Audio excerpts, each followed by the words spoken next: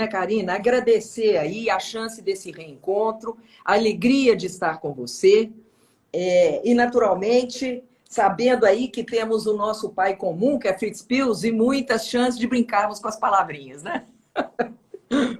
Muito bem. Nesse tempo ainda de aquecimento, tem alguma coisa que você queira trazer para nós, Karina, para a gente iniciar aí? E aquecendo, estamos a 3 minutos, para aguardar as pessoas também chegarem.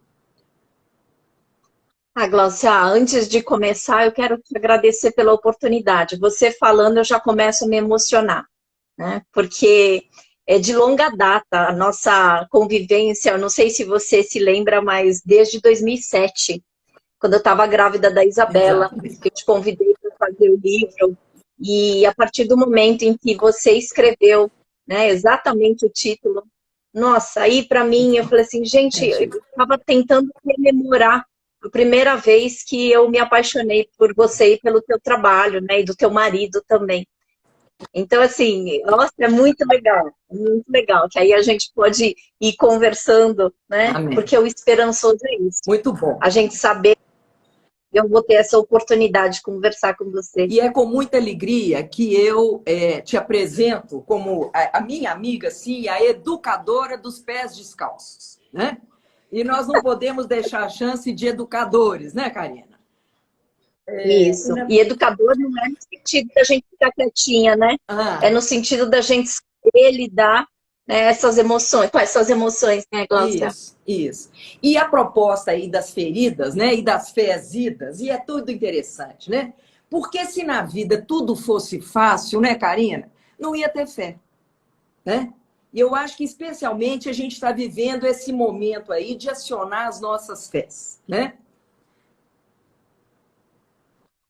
A gente começa, a nossa história começou. Então, exatamente quando eu me encantei, né? Quando você escreveu o livro, a capítulo do livro Morte, Suicídio e Luto, né, Estudos Gestalt.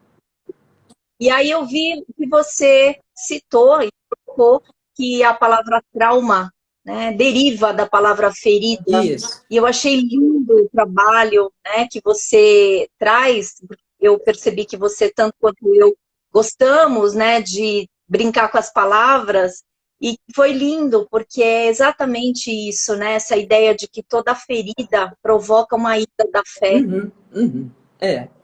Acho bonito, porque nas tuas feridas e nas minhas, a fé e a esperança que nos moveu foi a oportunidade da gente transformar a nossa dor, né, em amor, mesmo que seja próprio, amor pelos outros, amor pela nossa vocação, pela Gestalt terapia. E tem tanto amor aí que está acontecendo. E é muito curioso, porque mesmo que a ferida cicatrize, ela fica uma marca, né? Tem uma cicatriz, tem uma história. E nesse aspecto, né, Karina, muitas vezes as pessoas falam até de superar dores, e que, na verdade, a gente não supera porque a cicatriz está ali contando que tem história. Mas é possível, né? Reorganizar, reaprender, ressignificar, tantos rés que venham aí, né, nessa sequência. Eu acho que é muito interessante na história da fé, e até o arquétipo de São Tomé, que muitas vezes, né, observando que tem que crer para ver, né, mas tem que ter fé, né?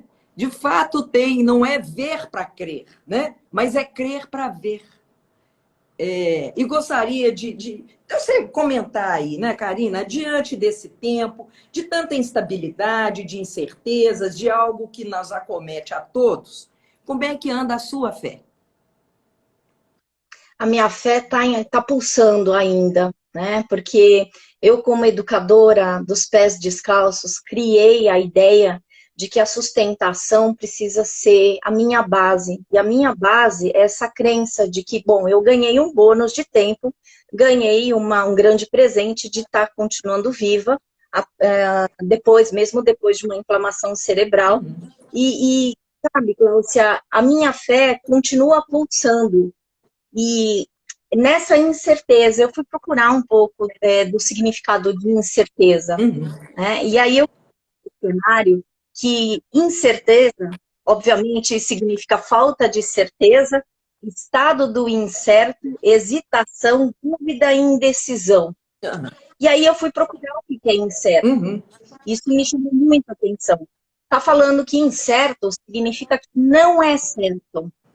Mas isso não quer dizer que o incerto, né, não significa que está errado. Você entende? Claro. E eu acho que assim, é isso que tem me ajudado na minha fé. Porque eu não posso ver nesse momento de incerteza, que é um momento de hesitação, de dúvidas, que nada está certo, ou que está tudo errado, moral da história. Claro. Então, por isso que quando eu pensei que eu morreria e que tinha chegado o meu final, Uhum. e que isso não era certo, mas a minha imaginação me levou nessa antecipação catastrófica que a minha existência teria acabado. E não tá, só que não, né? É. Então, a minha fé hoje em dia tem sido colocar em prática tudo aquilo que eu precisei viver na máxima, né? Que é essa proximidade que eu sentia da minha morte. Uhum. Né?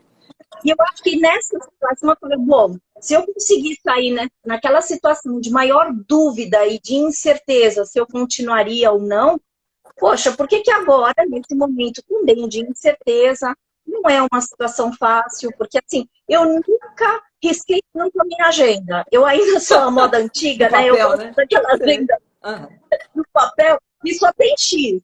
Aí, então, até as remarcações que eu tinha feito, só tem X, né?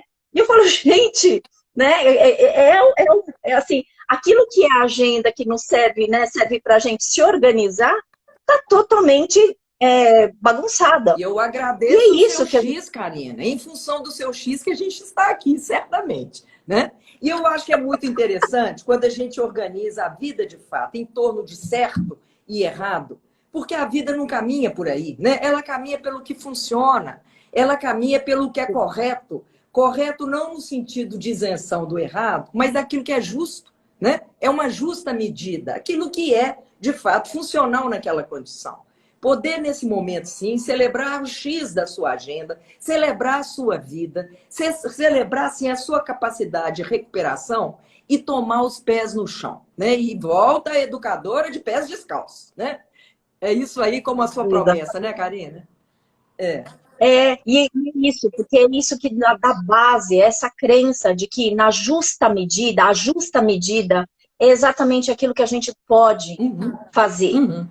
Que é possível, né? Eu acho que a gente e entra, às vezes, num sofrimento maior, Glaucia, não sei como é que você sente isso, mas a impressão que eu tenho é que, assim, a gente aumenta o nosso grau de sofrimento quando a gente quer fazer tudo muito certinho. Por exemplo, nesse momento de distanciamento, o que eu tenho visto de pessoas falando, nossa, porque agora, então, eu vou ler todos os livros, eu vou ficar mais sarado, eu vou sair desse tempo. Quer dizer, eu estou vendo gente querendo ler todos os livros, assim, calhamaços, assim, eu, né? Também eu estou vendo gente assim, agora eu vou arrumar tudo do meu armário. Tem gente que eu ouço falando assim, olha, eu resolvi entrar na minha sala, no meu sótão, e eu limpei coisas que eu nunca limpei na minha vida. Falei, gente, isso provoca uma certa exigência de deixar tudo muito perfeito e tudo muito certinho, sabe? E quando você fala que a justa medida é importante, eu acho que é isso que a gente precisa ponderar, né? E a nossa Gestalt nos ensinou tanto, né, Karina? Que o todo sempre será maior do que a soma das partes, né? Porque ele tem o espírito do todo e não é um tudo, né? Até porque, diante de tudo, sobrou nada. E a gente ficou muito apertado, né? Mas o todo, ele é enorme e ele se manifesta e ele se desdobra. E eu acho que está num tempo da gente se desdobrar, sim. Entre projetos que foram adiados, questões que nunca foram feitas, mas também entender que limite é diferente de limitação, né? E muitas vezes a gente se impacta nisso, né, Karina? Perfeito, né? Quando a gente pega o princípio da psicologia da Gestalt, né, que o todo é diferente da soma de suas partes, primeiro a gente não pode generalizar. E outra coisa que você acabou de trazer, essa diferenciação entre limite e limitação.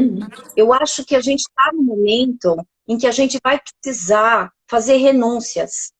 não é só fazer um monte de escolhas para se livrar do tédio, para se livrar da necessidade de se sentir produtivo. Né? A gente saiu do nosso contexto, isso é a incerteza, essa é a mudança do status quo que a gente tem que lidar o tempo inteiro nesse momento, e que realmente assim, a gente deixa de olhar quando alguém cai na fazeção, por exemplo, que é o que a gente acabou de falar, eu acabei de trazer, né? A pessoa não se dá conta dos próprios limites. Exato. E aí, vai precisar falar, olha, renuncia aquilo que é demais para você. Porque a gente precisa aprender a poupar nossa energia, sabe? Não é hora da gente deixar tudo muito perfeito e tudo muito certo. Eu acho que isso também a gente precisa considerar, né? Isso que leva e escoa a nossa fé. Sem dúvida, né? E avaliar, inclusive, que essa fé é um movimento com ação, né? Naturalmente. Agora, quais são ações adequadas? O que é adequar, né? O que é ajustar? O que é o senso até, né? Do suficientemente bom. Não é nem tanto ao mar, nem tanto à terra, né? Em tempos tão over, né? E o legal era muito demais da conta, e essa é bem uma expressão mineira, para ser bom tem que ser bom demais da conta. Ó, já estragou, né? Demais da conta não deu certo, né?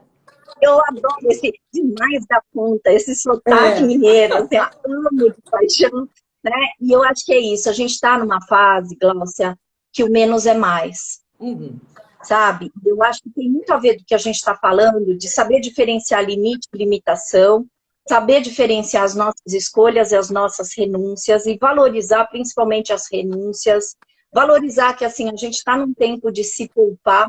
E como nós gostamos de brincar com a palavra, quando você falou que a gente tem que unir a fé com a ação, aí, na verdade, assim, união entre a fé e a ação talvez seja a afeição. Oh, que legal, que bacana, né? Acabei de virar e a gosta disso. Vamos lá, né? Vamos criando, né? E entendendo até que se falamos da ferida como essa ferida, de que maneira que a gente pode retomar e deixar essa fé estar conosco, né? E entender até que fé é um sonho de quando estamos acordados. O que é sonhar? A despeito desse pesadelo que estamos aqui, onde é possível, né? Sonhar, planejar, mesmo que não tenha data, né? Mas renunciar à capacidade de sonhar é ferida, né? É deixar ferida, né? E assim, é possível sonhar desde que a gente se paute no afeto, na afeição, e na condição daquilo que é possível para a gente. Eu acho que, então, só para a gente fazer um resumão, é possível sonhar quando a gente respeita o possível. Sem dúvida. Aquilo que é possível. Né? A nossa potência, ela vai precisar ser direcionada para o aqui e agora. Aquilo que é possível no aqui e agora. E eu costumo chamar. É isso que a nossa isso.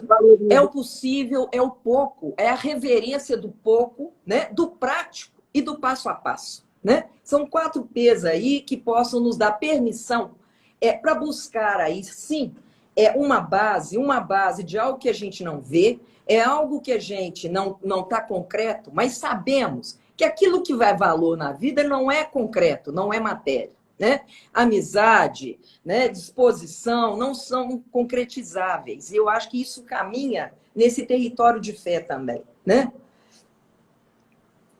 Gláucia, você sabe que agora a gente falando sobre o afeto, sobre fazer aquilo que é possível, eu me lembrei de uma situação, uma das situações mais que me fizeram acreditar que eu conseguiria ficar curada.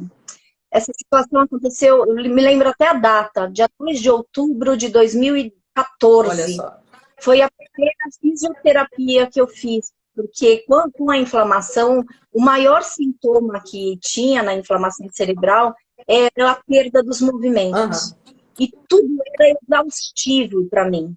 E aí, Gláucia, eu fui levada, né, do meu quarto para fisioterapia.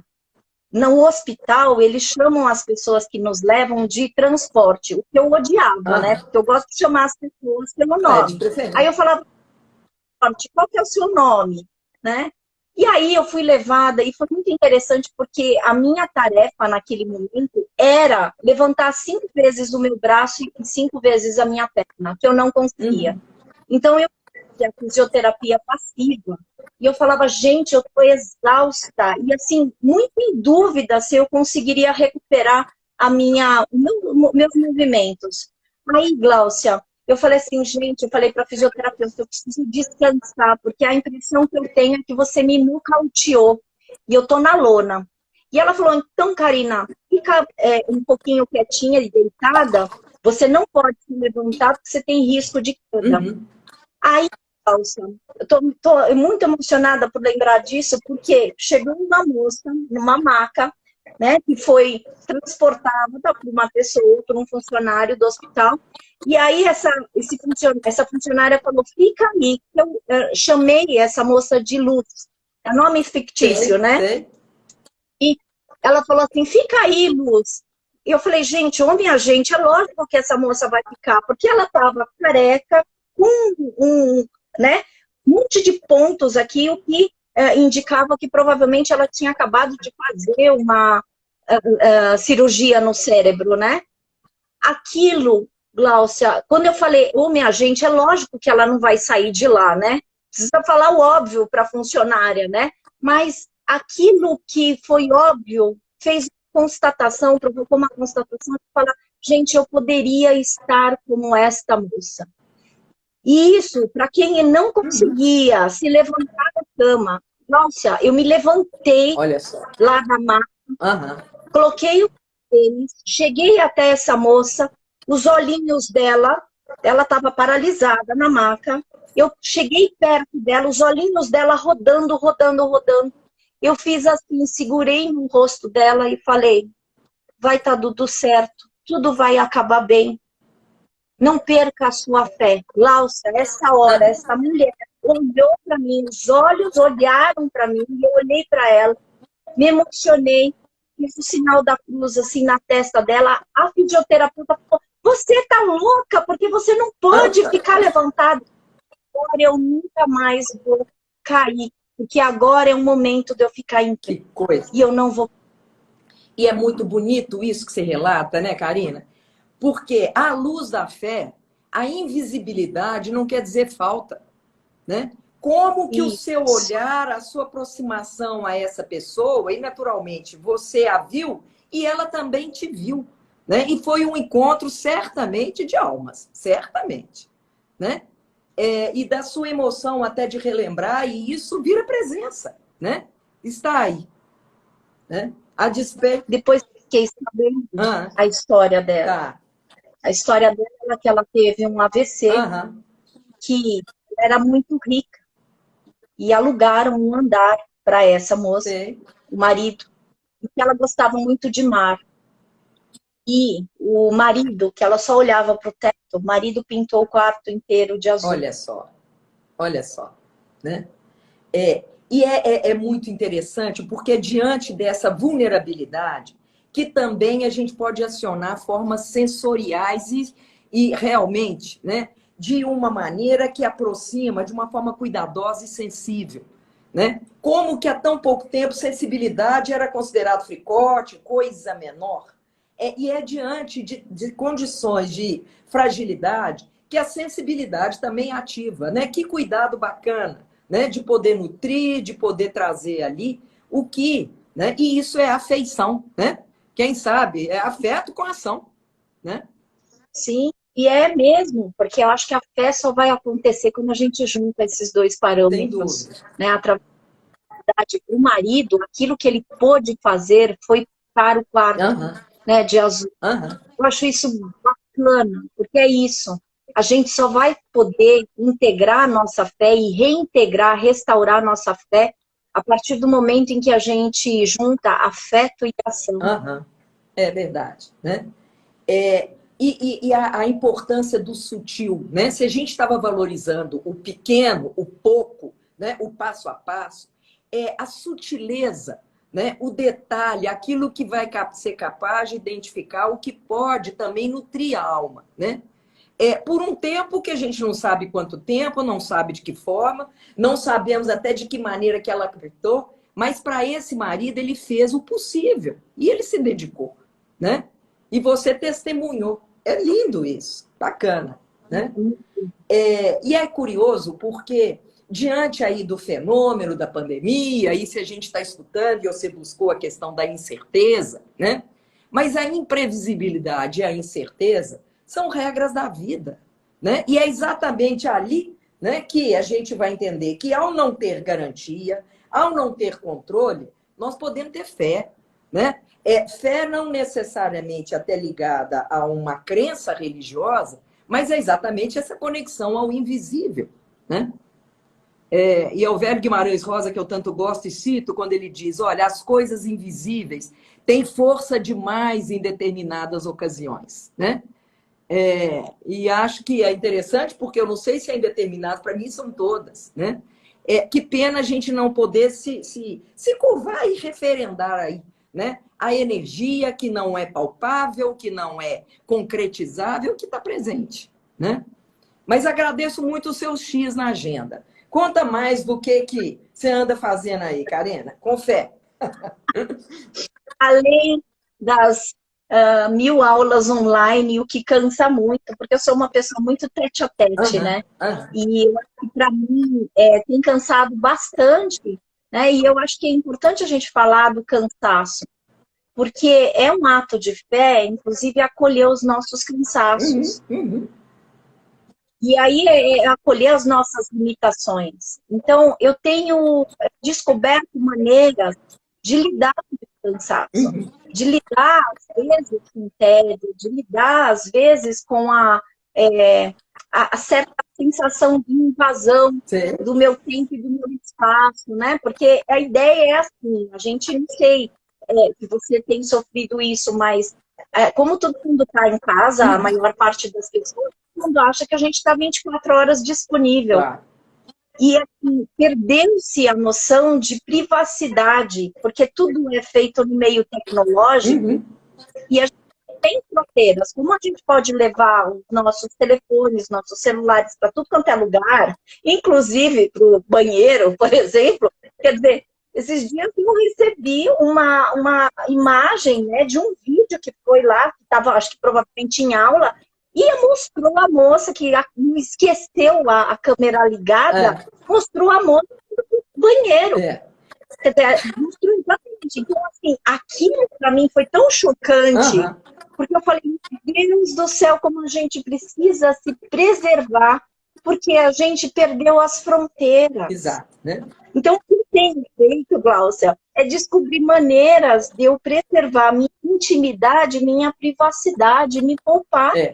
E é interessante isso, né? Porque se limites muito definidos e barreiras muito concretas e impermeáveis, elas não permitem a afeição, também barreiras muito esgarçadas, elas fazem esse espaço de invasão, né? E imaginar isso em torno dos X da sua agenda, eu estou dentro da sua casa, e você está dentro da minha, né?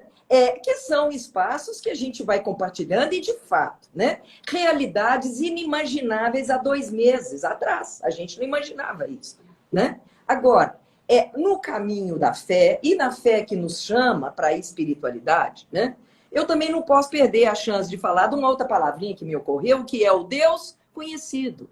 Estamos diante de desconhecimento e, quem sabe, um Deus a acessar, né? Como uma força de união, de afeição, né? Desse caminho que nos irmana, porque eu vejo que, de fato, essa pandemia, ela ficou democrática, né? Não tem, se existe hoje, né, população de risco, eu estou nela, mas naturalmente nós todos, e se até então a delimitação era faixa etária, né, e nem é mais faixa socioeconômica, o risco e a ameaça ela é geral, ela é democrática, né? E de que maneira que a gente se comporta diante disso, né? Então, eu acho que vem pelos atos de amor, né? Esse estava me dando conta aqui também, quando você fala o Deus conhecido, é lidar com o desconhecido, né? E assim, daquele Deus que instigou a fé na gente, de que estava tudo muito certo. Uhum. Hoje em dia, tem muito falado uma frase minha que é: tá tudo bem no reino do perdido. Aham. Ah. Sabe? Porque o Deus já ficou, se tornou desconhecido. A nossa fé naquilo que era certeza absoluta se tornou coletiva. Uhum. É. Então, acho que assim, o conhecido se foi, mas você conhecer, se você se inventar, né, a todo momento, eu acho que dá para a gente fazer um Deus conhecido dentro da Sem gente dúvida, também. né? E é sair desse confinamento das certezas, né? Um confinamento de um fatalismo, de um derrotismo, ou de um otimismo que nega, escapista, né? E a gente sabe que a negação é uma fuga escapista, né? Mas trazer isso, olha, diante do que está desenhado e poder ver com lucidez, né? Que é, de fato, imprimir luz a essa condição e perguntar: o que me cabe? O que eu posso aprender? Né? O que eu posso compartilhar? Né? E celebrando a gratidão de estarmos aqui. Eu tenho muito carinho por esse momento, né? E agradeço muito essa possibilidade. Você sabe, Gláucia, quem tem que agradecer sou eu, né? Porque, assim, a possibilidade, e eu fiz um pedido para o Papai do Céu antes da nossa live, que nós possamos ter instrumentos de luz para as pessoas nesse momento, sabe? Que realmente a gente possa promover, né, um convite para que as pessoas possam ver luz e se deixar preencher de vida nesse, né, e não criar uma antecipação catastrófica, até porque, se a gente pensar, a Gestalt, ela fala que uma das maneiras principais da gente lidar com a crise, com o conflito, é aquilo que o PHG, Peirce, Heffeline e Goodman falam de desprendimento criativo. Uhum. E desprendimento criativo significa ter fé na espontaneidade e na criatividade. Claro, né? Então é lindo. E é isso. E como tem aceitas aí, né? Aberturas criativas. Eu venho me encantando, né? Desde situações que nos chocam, porque até os rituais hoje de despedida, os rituais do luto, né? Dos velórios, eles foram todos mudados, né? Mas formas criativas, né, Karina, das pessoas não só celebrarem aí sim, né, e reverenciar esse momento, como também poder celebrar aniversários. Eu fiquei muito encantada aqui, uma senhora aqui em Belo Horizonte, fazendo 86 anos, e a família contratou uma serenata para ela, né? E ainda usa a serenata, olha só, com a rua vazia, né? E a alegria dela ter sido, sim, reverenciada, né? Então, esse ajustamento criativo, né? Essa forma de buscar soluções, eu costumo dizer muito isso, né? Não ficar paralisado no soluço das perdas, mas buscar soluções ou só lições, né? Sabendo que tem aí um monte de possibilidades a serem inventadas e recriadas, né? Eu acho que a gente está tendo uma oportunidade, e você falou de sutileza, leveza, luz, criatividade, a gente está falando de espontaneidade, Cálcia. Não sei se você sente isso, mas eu tenho sentido muito. Parece que o tempo agora está batendo com o tempo Kairos. Antes, a vida era muito frenética. Hoje em dia, eu consigo acordar e ter tempo para eu ouvir o barulho dos passarinhos cantando. Coisas que antes eu não fazia, sabe? Então, assim, tá tudo um pouco mais parado, mais mutado. Isso é bonito, né? Porque quando a gente volta à moda antiga, contratar uma serenata, eu reativei cartas, eu tenho mandado cartas para algumas pessoas. Que legal. Eu tenho conseguido ter tempo, graças aos vários dias da minha agenda, a fazer máscaras, né, para doação. Origami, então, assim, origami, isso aí nunca vai parar, né? Para o resto da minha vida. Eu tenho tido tempo, uma coisa que nunca aconteceu na minha vida, né? Tido tempo na minha vida de mãe, né? Meu mais velho tem 14 anos. E aí, assim, eu fiz numa semana só 2 vezes um bolo. Olha só. Eu falei, gente, isso é uma novidade, porque eu ter condições de fazer bolo e ainda atender cuidar também das aulas, sabe? Isso é bacana, porque a gente tem a oportunidade de administrar agora o nosso tempo, e isso é um marco, porque, olha, também eu me sinto a jornalista, né, de uma rede nacional, porque, olha, daqui para cima eu tô bonitinha, mas daqui para baixo eu tô de shorts. Isso é um marco. E é isso, né? Eu peguei outro dia uma roupa no meu guarda-roupa e tal, tava ali cheirosa, um cheiro de perfume. Falei, gente, há quanto tempo que eu não passo perfume, né? Então, são coisas que aí do dia a dia, né? Porque o doméstico, não, hoje é dia de passar perfume, né? Porque só do lado de fora, Eu passei. né? Até para estar com a Karina, é dia de perfumar, né?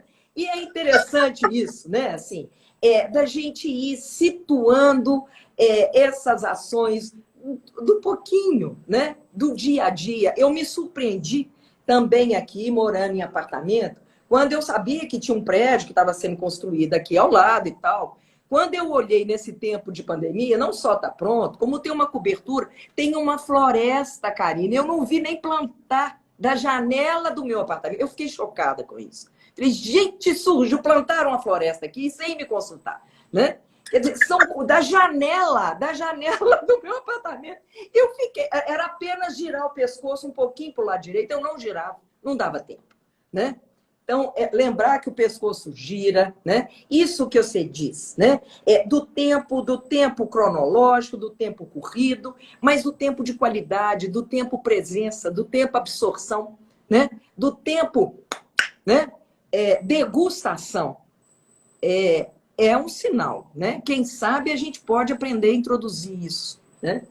Na nossa vida. Não, você acabou de falar uma palavra que, se a gente dividir, degustar a ação. Olha só. Talvez o nosso convite seja, né, para que todo mundo que está nos assistindo possa degustar a ação do aqui e agora. Porque quando você faz isso, você potencializa o teu tempo. Não é só uma necessidade, putz, o que eu vou fazer agora com o meu tempo? Eu tenho um dia inteiro para mim. Ou, nossa, eu preciso estar limpando a minha casa, eu preciso fazer coisas. Para com isso. Essa é a oportunidade de a gente utilizar, primeiro, o nosso tempo para o nosso benefício também. Né? E a importância da pausa, né? Já dizia, Domênico, né? A pausa criativa, né? Ter isso, a melodia que requer pausa, e a vida estava palpitando demais, né? E que é esse tempo de pausa, né? De desaceleração, nessa movimentação, né? Hoje, quando eu me imagino tendo que deslocar de casa, que coisa mais trabalhosa. Que coisa mais longe. Não aprendi, né? Ir até o aeroporto, o que é isso? É muito longe, né? Mas são ajustes, e é impressionante a nossa capacidade, né? De poder nos adequar às condições possíveis. Talvez isso seja saúde, né? Então, eu acho que essa questão do tempo é muito legal, né? Eu sou casada com um baiano, né? E, assim, nossa vida, eu, teoricamente, teria de ser aquela, tradicionalmente, se a gente colocar na forminha, a japonesa normalmente é a introvertida, aquela que não sabe falar, né? Assim, muito em público. E meu baiano, né? Teoricamente, ele seria o extrovertido, o cara que coloca... Ele fala assim, Karina, eu não sei como é que você consegue dar aula, né? Porque ele é um engenheiro, ele é extremamente introvertido. O que eu fico pensando assim, antes eu ficava muito irritada com ele, porque eu falava assim, oh, mas que leseira, porque eu sou muito acelerada, né? Na minha vida, assim, eu tive um tempo muito mais rápido do que outras pessoas, né? E aí eu ficava assim, oh, meu rei, eu ficava brincando com ele. E hoje, tão barato, porque eu acho que isso é muito resultado da aprendizagem da minha doença, sabe? Que eu falei assim, às vezes a gente precisa fazer, oh, meu rei, sabe? E fala, deixa o tempo passar, e deixa eu ficar na rede, só isso. E que é uma delícia. Estar em rede, né? Tem várias redes, inclusive essa, né? E é interessante porque a rede que acalma, né? E dentro da calma tem alma, certamente, né? E que a vida nos pede isso. Existem as questões puramente burocráticas, mecânicas, ações que precisam ser feitas, né? Mas até a cerimônia do chá, né? E como boa oriental, vai nos contar, né? Que a gente sorve muito mais do que o tá dentro ali da chávena, né? É o preparo, é mais uma vez o cuidado, né? É essa atenção que merece ser acionado também, né? Em tanta agitação, em tanta aflição, né? Venho escutando muitas pessoas aflitas com o futuro, né? E é um futuro que é mera especulação. E eu volto de novo aí na história da fé, né? Ficará uma ferida ou até uma preocupação e uma ansiedade imensa se a gente começar aí, de novo, as fantasias catastróficas, né? Porque a nossa mente se especializa em pensar o de pior e o que é terrível, né? Mas, no mínimo, aguardar, né? Aguardar tendências, aguardar movimentos, aguardar sinalizações, né? É um tempo dessa retomada, né?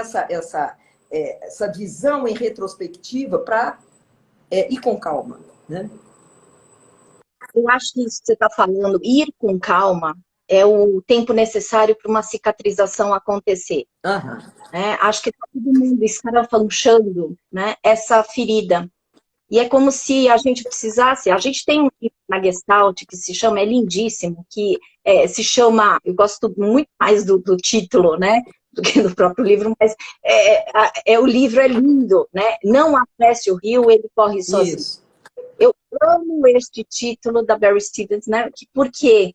Porque é isso, o rio tem um tempo e um jeito próprio para correr.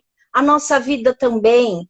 E se a gente pensar, e eu sou super fã de cicatrizes, adoro. Eu tenho uma cicatriz aqui, e essa cicatriz, e eu tenho uma no joelho, né? E essas cicatrizes, elas mostram que houve um dano, houve uma certa violência para comigo, né? Mas que também eu mesma, e aí nesse sentido eu falo da questão da superação, eu sei que muitas pessoas não gostam do termo, não em termos de luto, mas eu gosto da capacidade de independência. Se a gente brincar com a palavra superação, é que toda vez que a gente tem uma ferida, um machucado, a gente vai precisar desenvolver superações para a gente ir além daquilo que a gente conhece. É legal. A gente não machucado, mas a gente superage, né? No sentido de que a gente descobre um potencial muito criativo quando a gente está em dor, né? E aí, por que a gente está em dor e a gente não gosta, não é gostosinho a gente ficar, né, machucado? Então, a gente tem uma própria sabedoria organísmica, que isso é da Gestalt, e que nos ajuda a ajudar o nosso organismo a cicatrizar. Não é nem a gente que cicatriza, você entende? E é muito interessante. Você está dizendo isso e contando do Rio, e eu acho que isso tem a ver com cicatriz. Eu, uma ocasião, viajando com uma geógrafa, e a gente sobrevoando e tal, e ela mostrando, ele é Rio Novo, aquele é Rio Antigo. E aí eu falei, mas como é que você sabe? Ela falou, o Rio Novo, ele vai reto. O Rio Antigo, ele vai aprendendo a fazer sinuosas. Né? E eu acho que a cicatrização, né, como aprendizado, e a natureza nos conta isso, olha que beleza, eu fiquei encantada, né?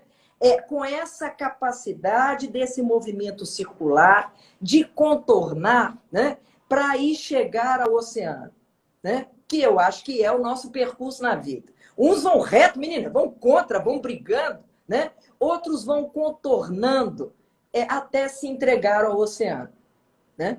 Eu acho que é para lá que a gente está indo, né?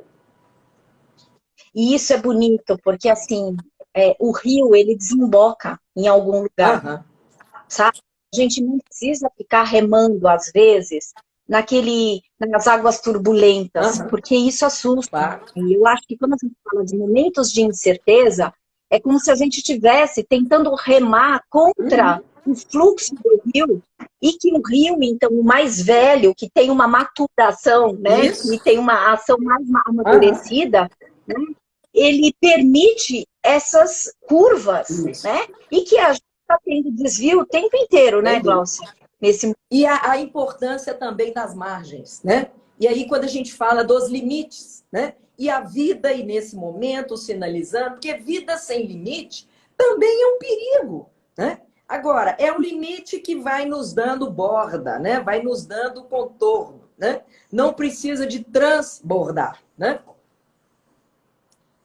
Isso eu acho bonito, porque é uma coisa que eu agora me lembrei. Isso foi um ensinamento da Jean Clark, Juliano, Gracinha. e que o Roberto fala muito lindamente sobre a necessidade da gente fazer travessias. Portanto, nós, terapeutas, né, somos os barqueiros. É.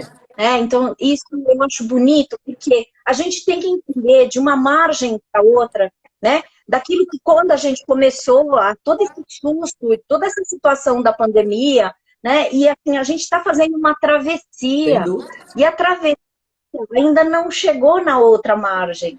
E é isso que às vezes cansa. E aí o que a gente está falando é que a gente pode ajudar o outro a não ficar remando Contra, né, a maré, né? É uma travessia que não é uma travessura, né? E é o Guerra Guimarães Rosa, de novo, que nos conta da terceira margem do rio. E eu acho que isso é bacana demais, né? Entre o ponto e onde pretendemos chegar, tem o meio do caminho, porque a travessia ela se encontra no meio, né? No meio, nesse momento que estamos, é um meio que não é temporal, né? A próprio tempo nosso de distanciamento físico, que eu chamo que não é um isolamento social, estamos aqui conectados a tantas pessoas, eu a você, aos seus X na agenda e tantas pessoas, né? Mas que nesse processo e nesse decorrer nós estamos tecendo a terceira margem. Já não sou eu, já não é você, né? Mas somos nós. Isso é lindo que você está falando. Aliás, essa obra é lindíssima, porque a terceira margem não diz respeito, né, a só a pessoa que está lá, né, olhando para o pai, Claro. Né, que está lá no barquinho. É uma história lindíssima. A terceira margem é a ligação também que é criada quando a gente se permite. Claro. Né, e que, ao mesmo tempo, uma vida lá, numa segunda margem, na primeira margem, e que se inaugure uma tríade, né, e uma terceira margem, que vai ser a descoberta. É a Deus descoberta. É o Deus coberto que se revela, né? Porque dentro daquilo que coberto também revela. E é esse caminho, né? Esse aspecto aí da trindade, né? Da composição entre eu, o outro e esse encontro. Né? E o tempo inteiro estamos fazendo isso. Né? Não é um nó que emperra, que impede o fluxo, mas pelo contrário, é um nós. Né? Tem um S aí com esse nó, né? Que naturalmente ele se desdobra em muitos aprendizados. Né? Nós que se tornam afetos. Claro, né? Claro. Sabe, é isso que você está falando, porque é um pouco do que não é só você essa live, não sou só eu, mas o que a gente está construindo juntas, né? Isso inaugura uma terceira margem entre a gente, né? Que não é a live que faz, não é a questão da gente estar ao vivo, mas a questão da gente estar conectada. Eu acho que essa é a maior que a gente precisa entender. O fato de eu ter oportunidade de muito tempo, a gente se fala pelo Facebook, pelo Messenger, pelo WhatsApp, né? E eu olhar para você, eu te sentir, eu te ouvir, assim, eu fico todo o tempo aqui, Gláucia, eu vou confessar, suspirando. Sabe? Porque que delícia poder construir essas novas leituras, né? Essas novas inovações aí, né? E o desafio de uma conversa que não tem pauta. O que eu acho que é fantástico é isso, né? Nós não preparamos uma pauta, ela está surgindo, e essa é a terceira margem. Existe a sua margem, existe a minha margem, e existe isso que é a nossa conversa, é uma trança. E eu digo muitas vezes, né? A vida se complica quando a gente fica no trancado. Mas ela facilita se a gente bota um C cedilha e ela vira um trançado. Porque essa fluidez, a escuridão, ela vai ter um equilíbrio na luz. Exato. Né? O enrijecimento vai ter um equilíbrio na leveza. Né? Então, de trancado se torna trançado. Né? E é isso que a gente tem que fazer, em vez de só olhar para o sofrimento e para a dor, a gente também tem condições de olhar também para o amor, para atos de doação, sabe? Porque isso é uma coisa que tem me ajudado bastante. Eu me doar, eu ser leal daquilo que eu acredito que talvez faça bem para mim e para o outro. Nem sempre o que a gente acha que é bom para a gente é para o outro, mas a gente oferta. É uma abertura, né? E a gente vem dizendo muito no app, e esse é o nosso slogan, né, da nossa rede de apoio, que é aprender a perder sem se perder. Porque não é perda só por morte biológica, morte física, né? Nós todos o tempo inteiro estamos perdendo, mas também com a possibilidade de ganhar, no mínimo aprender, né? Aprender que a gente não controla, aprender que é possível remar de acordo com as águas, né? Apurar aí o nosso barquinho, às vezes ele é um iate, às vezes ele é um canoinho, às vezes vai nadando, né? E o que é buscar, sim, né? Buscar boias, buscar ajuda, buscar parcerias, e agradecendo mais uma vez aí essa parceria para essa dança, para essa coreografia nossa, né? Que é o improviso. E é interessante, né, Karina? Porque improviso não quer dizer avacalhação. Eu acho que nós duas estamos compartilhando experiências que, de fato, sem uma pauta prévia, mas com a bagagem que nós trazemos e o que a gente pode construir, evidentemente, né? Sim, e não é avacalhação a gente fazer o que é possível, sabe? Eu acho que a gente também tem que ressignificar a maneira como a gente percebe realmente o que é certo, o que é errado, né? Não é ou certo ou errado, mas é a possibilidade. Eu acho que isso é muito bonito, principalmente o pessoal do teatro, né? Eles gostam de utilizar muito a improvisação. Eu também, como sou palhaça, né? Eu sou palhaça na vida. Olha só, que legal, eu sou que palhaça no legal. hospital. Eu acho que essa improvisação, ela é a que traz, né, que assim, aquilo que a gente acha que é vergonhoso, esse é o ponto que um palhaço pega. É o ponto principal.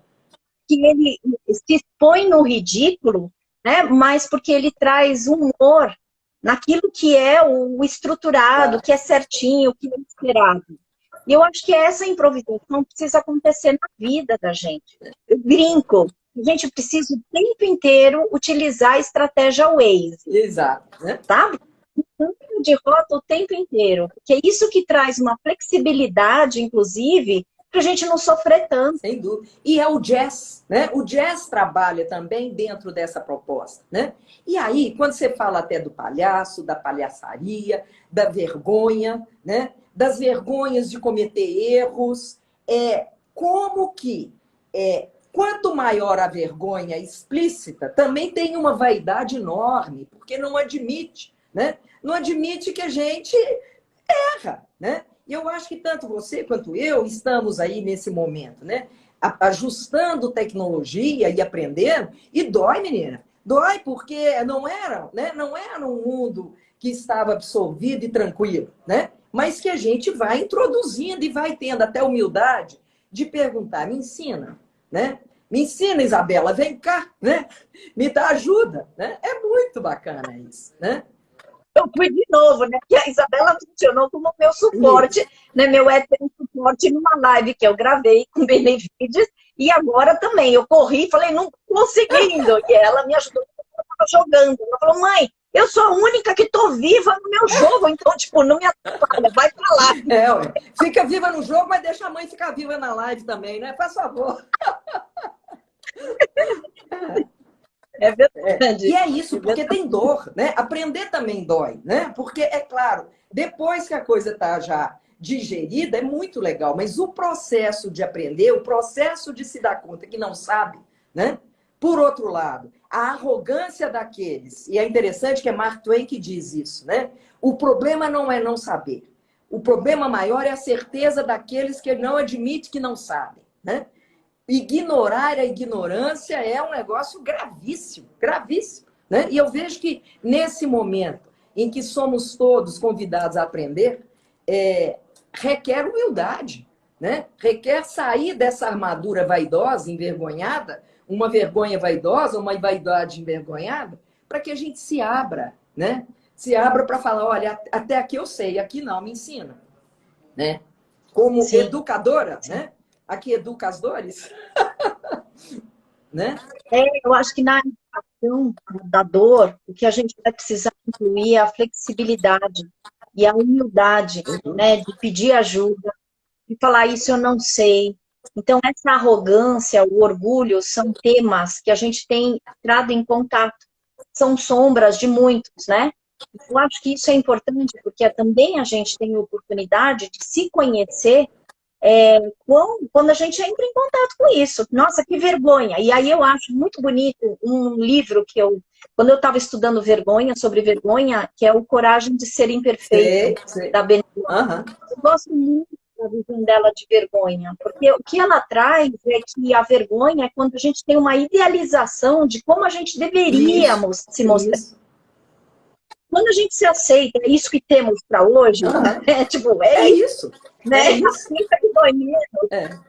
Você fica menos vergonha, quer dizer, você vira uma sem vergonha, no sentido bom da palavra, de te provocar uma leveza.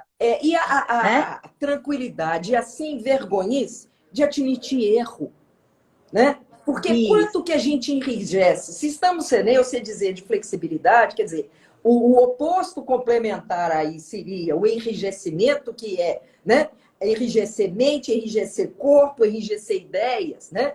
E não admitir, olha, se funcionou ontem, não temos garantia que vai funcionar hoje, né? Podemos rever posições, né? Especialmente para a nossa formação psi, que foi tão valorizado a questão da personalidade, da persona, né? E hoje temos identidades sendo construídas a cada dia, né? Na minha história, eu conto muito que depois do falecimento da minha filha, o meu documento de identidade ele estava realmente roto, estava precisando de renovar. E eu fui, então, fazer um outro documento, mas que tinha muito mais uma simbologia de eu estar me reinventando. Era uma outra identidade, sim, né? E eu cheguei lá no posto de identificação e o rapaz sabia fazer primeira via e segunda via. Eu não era nem primeira, obviamente, nem segunda, porque eu não tinha perdido o documento. O documento estava na minha posse. E ele queria o documento. Falei, não te dou não, ele é meu, eu quero outro. Né? E ele sabia duas coisas, ou ele sabia a primeira ou a segunda, né? Mas era a terceira margem do rio que eu estava propondo a ele, né? Então, ao final, depois de um tempo, fila atrás e tal, as pessoas aguardando como é que seria o desfecho, mas ele acabou me dando uma segunda via. Então, eu tenho duas carteiras de identidade, né? Mas eu acho que é uma metáfora para a gente entender essa reinvenção diária, né? E até saber disso, olha, o documento de identidade, ele tem prazo de validade, ele dura 10 anos. O meu já venceu, né? É bom a gente saber disso. Está na hora de renovar, né?